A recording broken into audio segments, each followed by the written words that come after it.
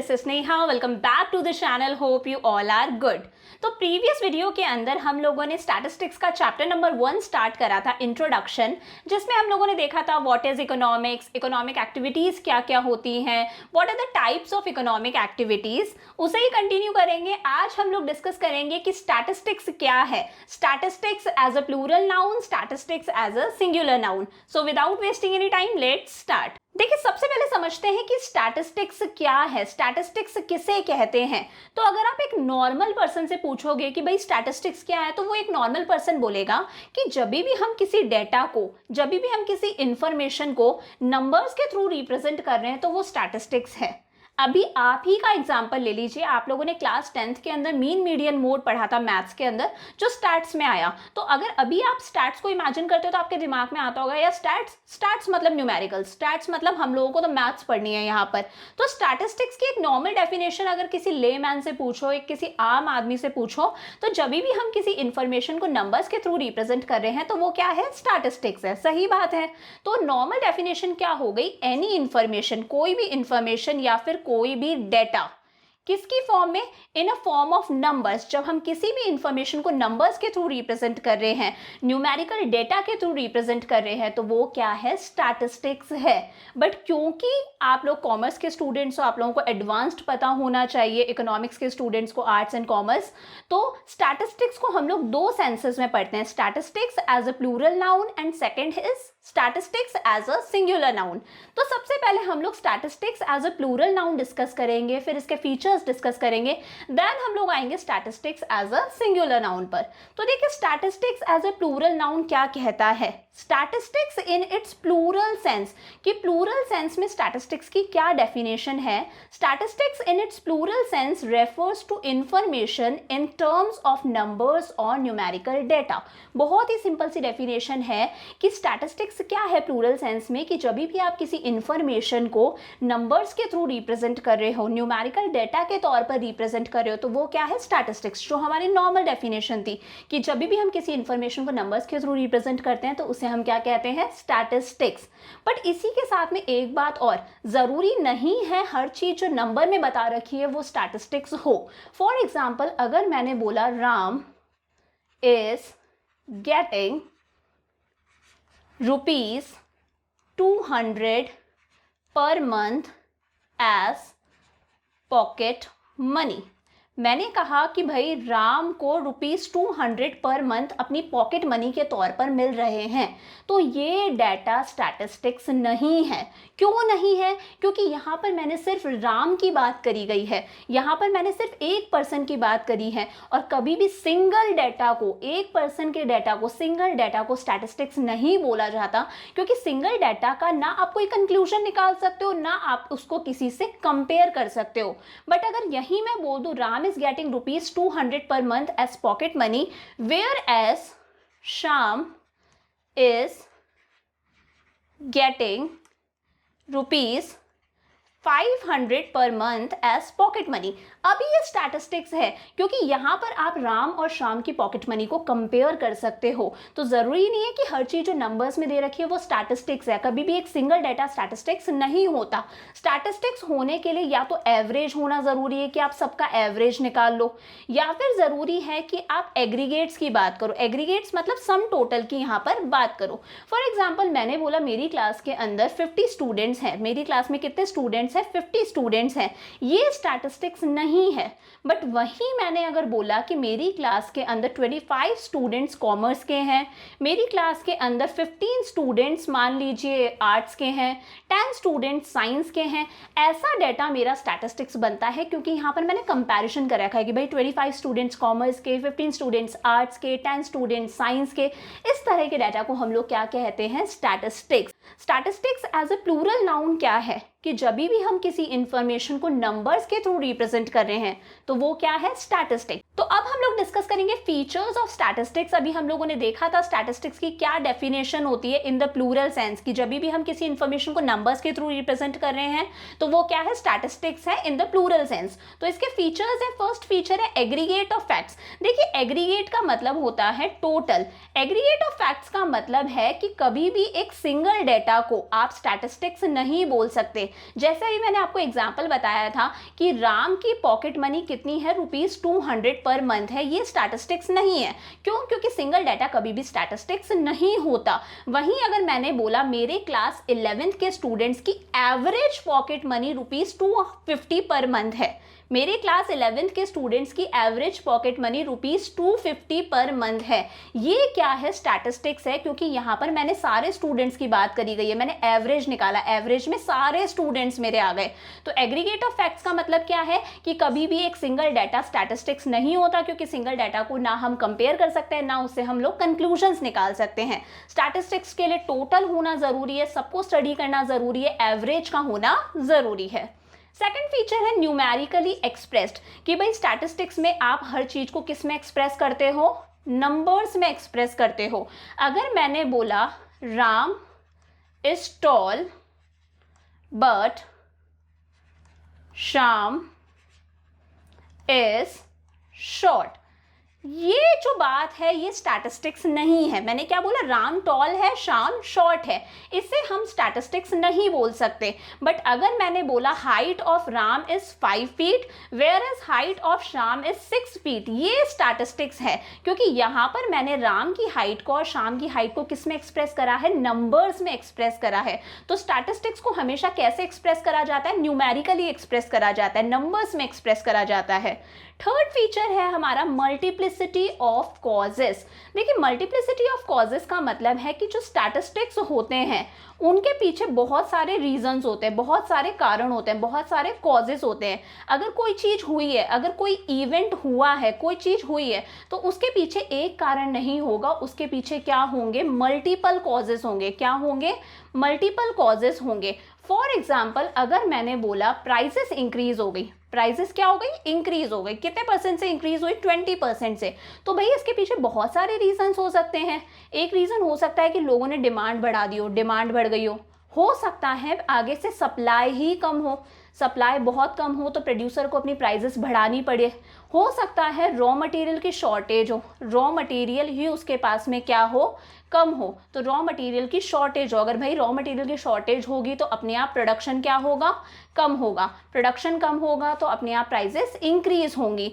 तो अगर कोई चीज़ हो रही है स्टैटिस्टिक्स में तो उसके पीछे एक ही रीज़न नहीं होता, क्योंकि अगर एक ही रीज़न है तो जैसे ही वो रीज़न खत्म हो गया वैसे ही वो चीज़ हट जाएगी। तो स्टैटिस्टिक्स के पीछे बहुत सारे कारण होते हैं। तो statistics are affected by multiplicity of causes. Fourth हमारा फीचर है रीजनेबल डिग्री ऑफ एक्यूरेसी। बिल्कुल सही बात है। अगर आप स्टैटिस्टिक्स से रिलेटेड कोई डेटा कलेक्ट कर रहे हो, अगर आप स्टैटिस्टिक्स से रिलेटेड कोई डेटा कलेक्ट कर रहे हो तो भाई आपके दिमाग में कुछ एक्यूरेसी तो होगी ना। आप ऐसे ही थोड़ी ना कोई भी डाटा कुछ भी कलेक्ट कर लोगे, थोड़ी एक्यूरेसी तो मान के चलोगे कि भाई इतना तो होना चाहिए। अगर मान लीजिए एक प्राइम मिनिस्टर की रैली को 1 लाख लोगों ने अटेंड करा, तो भाई आप स्टैटिस्टिक्स में हाँ एक एक लोगों को अगर नहीं भी गिन रहे तो आप एक अंदाज़ा तो लगाओगे ना कि 1 लाख लोगों ने अटेंड करा, 95,000 लोगों ने अटेंड करा। आप एकदम से ये तो नहीं बोल दोगे कि प्राइम मिनिस्टर की रैली को 50,000 लोगों ने ही अटेंड करा। ये तो एक्यूरेसी ही नहीं है, आपने तो एकदम 50% कम कर दिया। तो स्टैटिस्टिक्स कलेक्ट करते टाइम पे हमें थोड़ी सी एक्यूरेसी रखनी पड़ती है कि हम लोग थोड़ा सा आसपास का तो बताएं जो फिगर है। ऐसा नहीं है कि बिल्कुल ही गलत बता दें कि भाई आपने देखा ऑन एन एवरेज 1 लाख लोगों ने अटेंड करा, तो आप बोल दो कि भाई 95,000 लोगों ने प्राइम मिनिस्टर की रैली को अटेंड करा, 1 लाख लोगों ने अटेंड करा। आप ये तो नहीं बोल सकते कि 50,000 लोगों ने अटेंड करा। थोड़ी तो एक्यूरेसी हमें मेंटेन करके चलनी पड़ती है ताकि हमारे जो रिजल्ट्स आ रहे हैं वो एकदम सही आए। नेक्स्ट है म्यूचुअली रिलेटेड और comparable.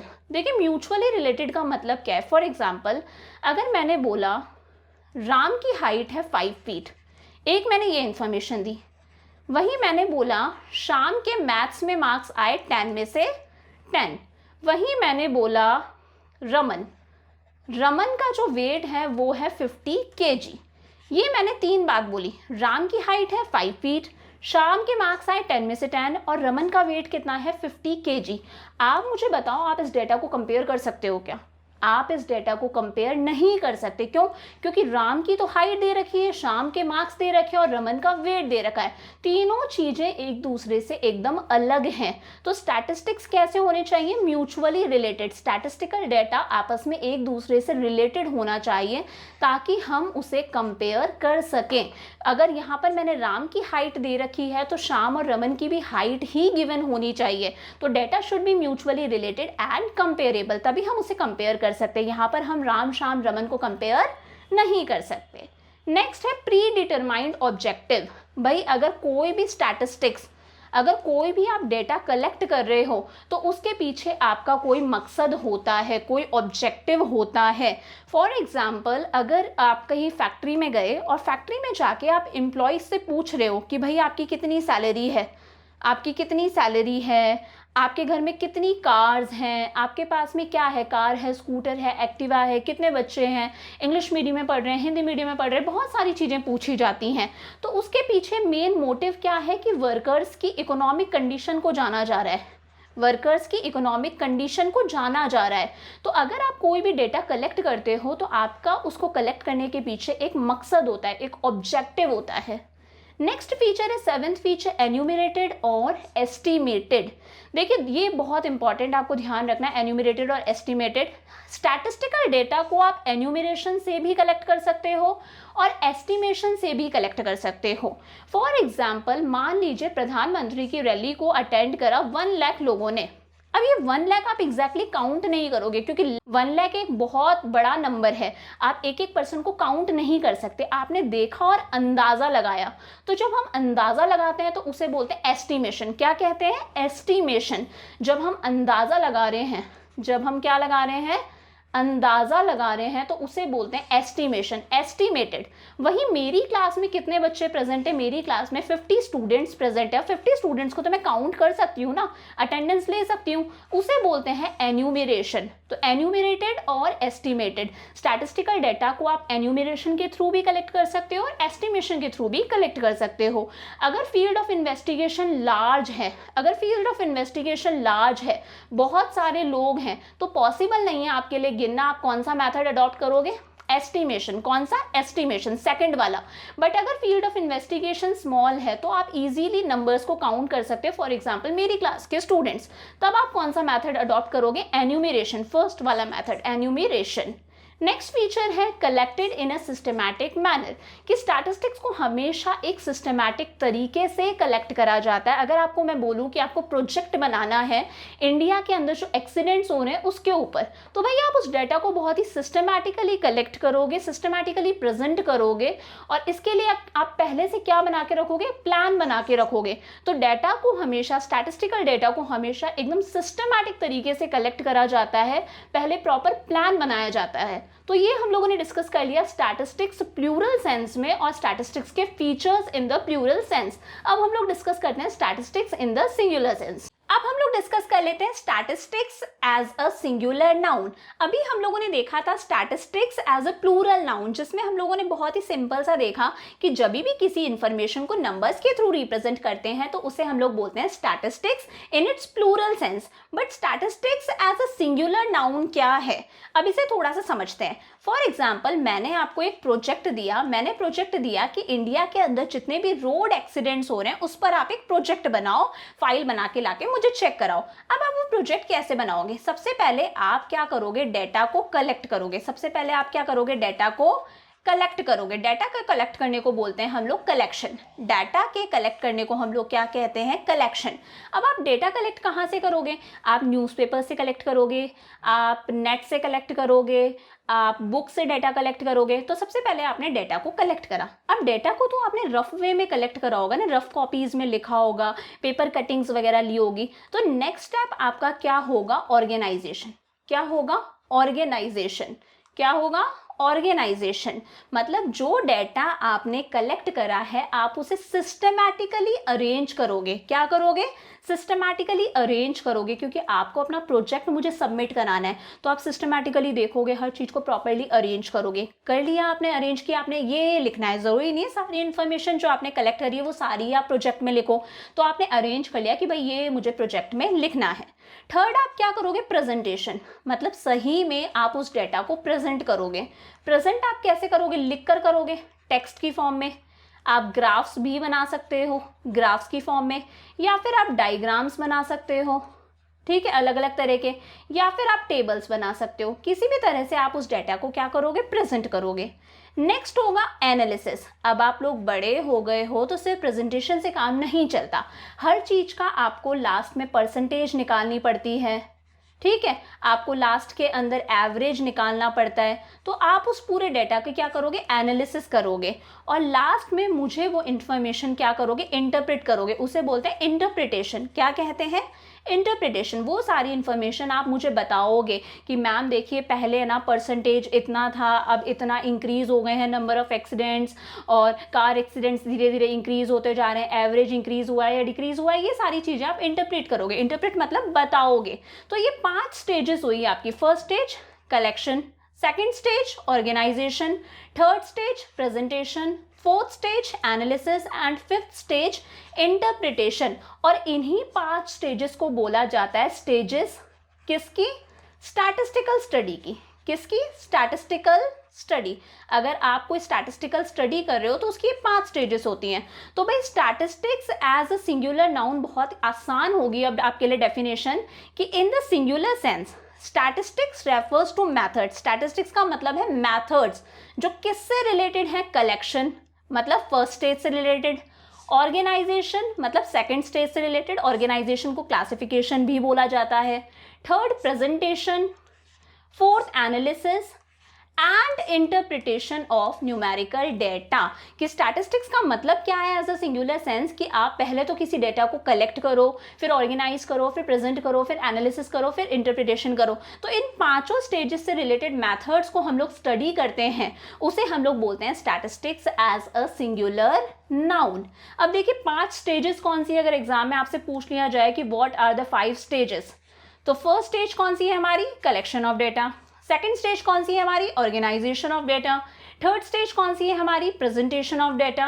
Fourth stage is analysis of data and fifth stage is interpretation of data. अब थोड़ा सा हम लोग डिस्कस कर लेते हैं कि इसके लिए हम कौन कौन से टूल्स यूज करते हैं। कि भाई जब आप डेटा को कलेक्ट कर रहे हो, जब डेटा का आप कलेक्शन कर रहे हो, तो उसके 2 तरीके होते हैं। एक होता है सेंसस मैथड। कौन सा मैथड, सेंसस मैथड। और दूसरा होता है सैंपल मैथड। ये आपको कुछ नहीं करना, आपको बस नाम याद रखने हैं, census method and sample method. आपको सिर्फ नाम याद रखने हैं, क्योंकि ये सारी चीजें हम इस पूरी बुक में डिस्कस करेंगे, एक एक चैप्टर बन के ये सारी चीजें आएंगी। सेकंड चैप्टर में हम लोग सेंसस और सैंपल मैथड के बारे में देखेंगे। तो first method is census method and second method is sample method. फिर हम डेटा को ऑर्गेनाइज करते हैं, सिस्टमैटिकली अरेंज करते हैं। तो इसके लिए हम लोग क्या बनाते हैं, टेली बार्स। आपको बस नाम याद रखना है, टेली बार्स हम लोग इसके लिए बनाएंगे।